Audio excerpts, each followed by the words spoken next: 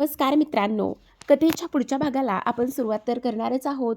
पण खरंच तुम्हाला ही कथा आवडती का हो? करा ना मग छान छान कमेंट्स आणि चॅनलला पटकन सबस्क्राईब करा आणि कथा एन्जॉय करा. चला मग सुरुवात करूया. पिया आणि कुणाल बँकॉक फिरत होते. सागरसोबत बोलून घेतल्यामुळे तिला काय खायला द्यायचं आणि काय खायचं नाही इथपासून सर्वच बारीक सारीक गोष्टीकडे कुणालचं लक्ष होतं. इथे असलेले फेमस मंदिर म्युझियम बघून झाले होते. कुणाल तिला त्या प्रत्येक ठिकाणची माहिती देत होता. तिथल्या प्रत्येक मंदिराची आणि त्याची शोभा बघून पिया भारावून जात होती.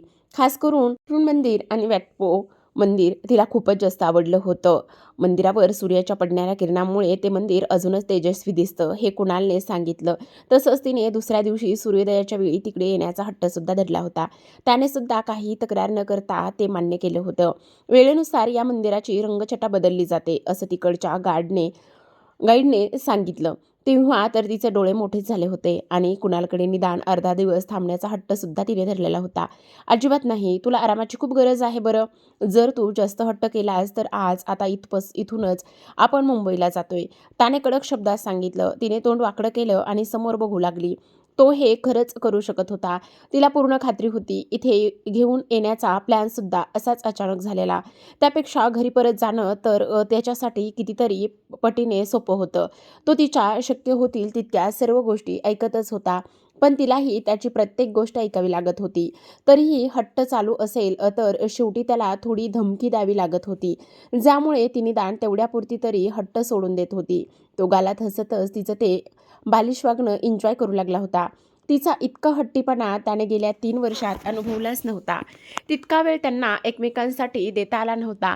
आता तिला आधी इतका वेळ का नाही दिला याची खंत त्याला वाटत असली तरी पुढे तिला पुरेसा वेळ द्यायचा त्याने मनात पक्क केलं होतं. कसं चाललंय आणि कसं झोपायचं हे सुद्धा त्याने सागरला विचारलं होतं. त्यामुळे इथे सुट्टी एन्जॉय करणं कमी आणि सूचना ऐकणं जास्त चालू होतं. असं असलं तरी ती जमेल तितके लाड पुरवून घेतच होती. त्याच्यासोबतचे दोघांचेच ते क्षण एन्जॉय करत होती. फिरतानाही निवांत फिरणं कमी आणि तिची काळजी घेणं जास्त चालू होतं. त्यांच्या या वागण्यामुळे पिया आणि सतत येणाऱ्या फोनमुळे सागर अगदी मेटाकुटीला आला होता. गुड न्यूज समजून 2-3 दिवस झाले होते. पण कुणालकडून सागरला मिळालेल्या धमकीमुळे अजूनही मुंबईत ही बातमी कोणालाच समजली नव्हती. सागरने सुद्धा ही सांगितलेली नव्हती आणि सांगणारही नव्हता. नाहीतर स्नेहाला भेटायला देणार नाही ही धमकी कुणालकडून पहिल्याच दिवशी मिळाली होती. इतर वेळी सागरने अशा धमकीकडे दुर्लक्ष केलं असतं, पण समोर कुणाल होता. जर या बाबतीत मोहितेंची एकदा पुन्हा उफाळून आली तर स्नेहा खरंच त्याला भेटणार नाही या विचाराने त्याने त्या धमकीकडे अजिबात दुर्लक्ष केलं नव्हतं. पण कुणालची तक्रार पियाकडे करून झाली होती. कुणाल, तुम्ही रिंग मास्टर बनू नका. तुमचं नुसतं हे असं कर ते तसं कर चालू आहे. आणि तिकडे सागर जिजूंना फोन लावून त्रास देत बसला आहात. पिया चिडचिड करत होती. मी रिंग मास्टर? बाकीच्या बोलण्याकडे दुर्लक्ष करत कुणालने डोळे मोठे करूनच विचारलं. काही वेळापूर्वी तिने त्याला रिंग मास्टर म्हणून हाक मारली होती. ते तिच्याही लक्षात आलं नव्हतं. पण आता जेव्हा तो बोलला तेव्हा तिला जाणीव झाली आणि सोबतच पोटात एक मोठा गोळासुद्धा आलेला होता. आता पुढे काय करणार हा? पण त्याच्या चेहऱ्यावरचं मिश्किल भाव बघितल्यावर तिचा जीव मात्र भांड्यातच पडला.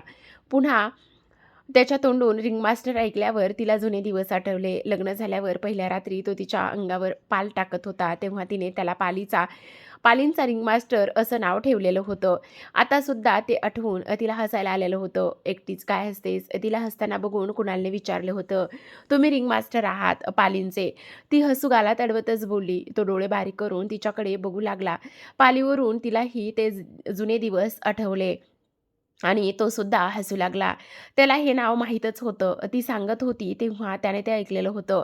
पण त्यासाठी त्याने तेव्हा रिॲक्ट केलं होतं ना. आता माहिती आहे असं दाखवलं होतं. अजून काय काय नावं ठेवली होतीस तेव्हा? त्याने विचारलं. ती बोटं हनुवटीवर ठेवूनच विचार करायला लागली. तू अजून नावं ठेवली होतीस मला? त्याने खोटा राग दाखवत तिला स्वतःसमोर वळवत विचारलं. तिने हसतच नकार दिला. तू ना खूप आगाऊ झाली आहेस. तिला मिठीत घेऊन तो सुद्धा गालातच हसला. पिया, आपण उद्या जाऊयात ना? त्याने काळजीने विचारलं. इथे सारखं फिरणं आणि अधूनमधून होणारा त्रास त्यामुळे त्याला खूप काळजी वाटत होती. तिने उदास मनाने हुंकारा दिला. प्लीज अशी नाराज होऊ नकोस ना, आपण नंतर येऊयात ना? तो तिला समजावतच बोलू लागला होता. आपण लग्न झाल्यापासून इतकं निवांत वेळ 3 वर्षांनी मिळाला आहे. नाहीतर फक्त शनिवारी जायचं आणि रविवारी परत. ती नाराजीनेच बोलली. त्यालाही खरंच गिल्ट वाटलं. खरंच होतं ते. त्यांना असा निवांत वेळ मिळतच नव्हता. एखादा दिवसही महिना 2 महिन्यातून एकदाच आणि तो सुद्धा अधूनमधून वानरसेनेच्या सोबतीने दोघेच कधी फिरायला गेले नव्हते. "स्वारी आता नक्की आपण जायचं," तो बोलला. तिने त्याच्यासारखं एक भुवई उंचवण्याचा खूप प्रयत्न केला, पण जमलंच नाही. शेवटी हातानेच एक भुवई उंचावून त्याच्याकडे बघितलं. तिची ही नौटंकी बघून तो खूप हसायला लागला. "नाही जमत तर केलंच पाहिजे का?" त्याने हसतच विचारलं.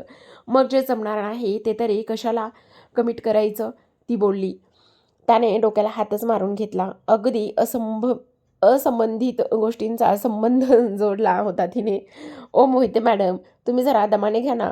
तू अशी बोलायला लागलीस ना की मला खूप भीती वाटते बाबा." त्याने कपाळावर आठ्या घालतच सांगितलं.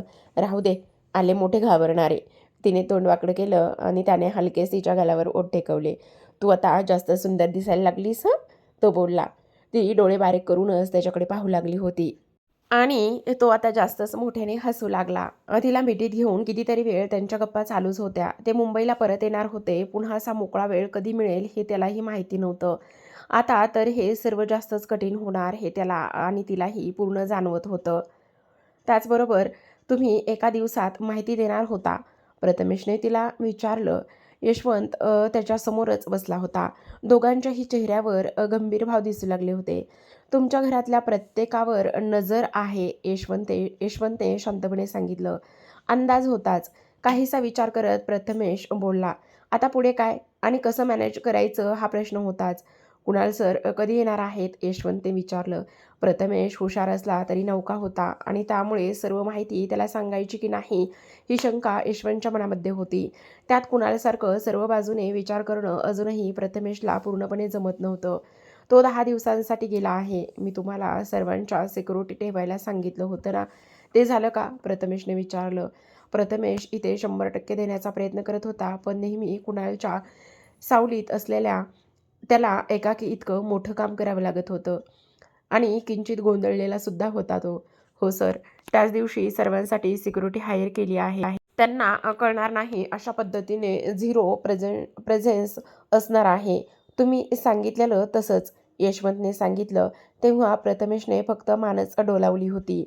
"तो फोटो त्याबद्दल काही अपडेट्स कोणी पाठवले? घेऊन कोण आलेलं? कोणी काढले?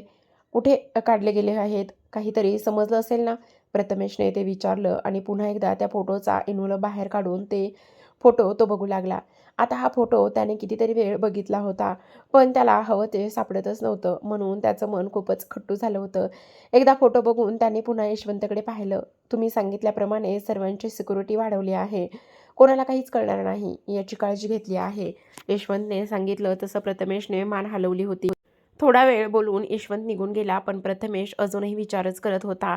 स्नेहादी आणि पिया वहिनी आणि दादा, अनादी, गणेश काका आणि सिद्धी काकी, काय हवं आहे आणि कोणाला हवं आहे? डोळे बंद करून प्रथमेशच्या डोक्यात विचाराचं सत्र चालू झालं. कसली तरी लिंक लावू पाहत होता, पण त्याला काहीच कळत नव्हतं. "कुठे गेला आहे तो?" चिडून एका व्यक्तीने विचारलं. आवाजात राग असला तरी अतिशय शांत वाटत होती ती व्यक्ती. एका पायावर दुसरा पाय ठेवून आरामात सिगारेट ओढतच त्याने आपली नापसंती दाखवली होती. जसं की कुणालच्या जाण्याने त्या व्यक्तीला काहीसा फरक पडलाच नव्हता. "बॉस, ते दोघे अचानक कुठेतरी निघून गेले. प्रायव्हेट जेटने गेले, त्यामुळे कुठे गेले ते कोणाला कळलंच नाही. पण 10 दिवसांसाठी गेले आहेत हे समजलं आहे." त्या माणसासमोरची व्यक्ती खाली मान घालूनच बोलली. तो माणूस गालातच हसू लागला. "फोटो बघून पळायला वाटतं. पळू देत. जाऊन जाऊन कुठे जाईल? पुन्हा इथेच यायचं आहे ना त्याला." सिगारेट ओढतच ती व्यक्ती पुन्हा हसून बोलली. "मग तुमच्या स्नेहा मॅडम काय बोलतायत?" पुन्हा त्याने विचारलं. "त्यांनाही घरातून बाहेर जायला मनाई केली आहे." त्या व्यक्तीने पुन्हा मान खाली घालूनच तसं सांगितलं. पुन्हा सिगारेट घेणाऱ्या व्यक्तीने फक्त मान हलवली. "पुढे काय करायचं आहे ते माहिती आहे तुला? बघूयात किती जणांना घरात लपवून ठेवतायत. 2 दिवसांनी पुढचं काम झालं पाहिजे." अगदी शांतपणे सिगारेट ओढत त्या व्यक्तीने सांगितलं. "पण कुणाल मोहिते आणि पिया मोहिते?" प्रश्नार्थक चिन्ह. असं त्याच्या मनातला प्रश्न काहीसं अडखळत आणि घाबरतच समोर उभे असलेल्या माणसाने विचारलं. ही बातमी समजताच तो स्वतःहून येईल, लगेच येईल. हसतच सिगारेट घेणारी व्यक्ती बोलली तसं समोरची व्यक्तीसुद्धा हसू लागली. 2 दिवस, मग अजून एक झटका तुमच्यासाठी. पण हा झटका फक्त तुमच्यासाठी नसेल, अजून कोणासाठी सुद्धा असेल. सिगारेट घेणारी व्यक्ती पुन्हा हसतच बोलली, "काया, हे बघ, तुला त्या कॅम्पला गेलंच पाहिजे का?" प्रथमेशने चिडून विचारलं. त्याला कायाची खूप काळजी वाटू लागली होती. "प्रथमेश, मी प्रत्येक वर्षी तिकडे जाते. पहिल्यांदा जाणार आहे का?" काया त्याला समजावत होती. पण तो मात्र काही ऐकायला तयारच नव्हता. नेहमीची गोष्ट वेगळी आणि यावेळी तो बोलता मध्येच थांबू लागला. "मी एकटी नाही, सागर सर सुद्धा आहेत माझ्यासोबत," तिने सांगितलं. त्याला माहिती होतं, पण आता पुन्हा ऐकलं तसं त्याला अजूनच टेन्शन आलं होतं. "मी सागर जिजूंशी बोलून घेतो. त्यांना जाणं गरजेचं नसेल तर त्यांनाही तेच सांगेन." प्रथमेश पुन्हा बोलला. "ते जाणार नाही असं होईल का? प्रत्येक वर्षी त्यांच्या संस्थेकडून हा कॅम्प लागतो. तेच नाही तर त्यांची फॅमिली पण एका दिवसासाठी येते. सागर सर 2-3 दिवस असतात." काया समजावत बोलली. नेहमी प्रथमेशला सागरची ही गोष्ट आवडायची, याचा अभिमानच वाटायचा, पण आज तीच गोष्ट त्याला त्रास देत होती. सागरची हॉस्पिटल चेन पूर्ण देशात होती.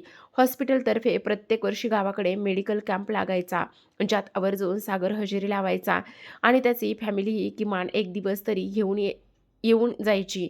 "काळजी घे. काही शंका आली तर मला लगेच कॉल करणार आहेस, ओके?" कुठल्याही वेळी त्याने तिच्या गालावर हात ठेवतच सांगितलं. तसं तिने फक्त मानच हलवली होती. "नको ना इतकी काळजी करूस." कायाने काकुळतीने येऊनच सांगितलं. तसं तो गप्पच बसला. "आज तू घरी येणार आहेस." तिच्या मांडीवर डोकं ठेवून शांतपणे त्याने सांगितलं. आज खूप दिवसांनी ते दोघे भेटले होते. कुणाल तिकडे गेल्यापासून त्यांचं भेटणंही झालं नव्हतं.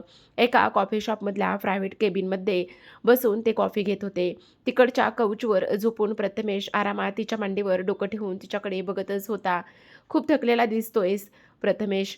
प्लीज काळजी घे ना स्वतःची." त्याच्या केसातून प्रेमाने हात फिरवत ती बोलली. तसं त्याने डोळे बंद करून घेतले. हे काही क्षण फक्त तेच होते जेव्हा तो निवांत असायचा. नाहीतर इतर वेळी फक्त आणि फक्त काळजी असायची त्याच्या डोळ्यात. खूप जास्त मिस करत होता तो कुणालला. पण त्याला काही बोलता येत नव्हतं. घरातला आता मोठा तोच होता. त्यामुळे कुणालच्या अनुपस्थितीत सर्व जबाबदारी प्रथमेशवरच येऊन ठोपली होती. ऑफिसचं टेन्शन होतंच, त्यात आता नवीन संकट ओढावलं होतं. तिचा दुसरा हात त्याने घट्ट धरला आणि छातीजवळ घेऊन गेला. ती सुद्धा काही न बोलता शांत बसली होती. त्याच्या चेहऱ्यावरचा ताण तिलाही अस्वस्थ करू लागला होता. तर आता प्रेक्षकांनो, ती सिगारेट ओढणारी व्यक्ती नेमकी कोण असेल? त्याचं नेक्स्ट टार्गेट काया तर नसेल ना? पाहूयात उद्याच्या भागामध्ये. तोपर्यंत धन्यवाद.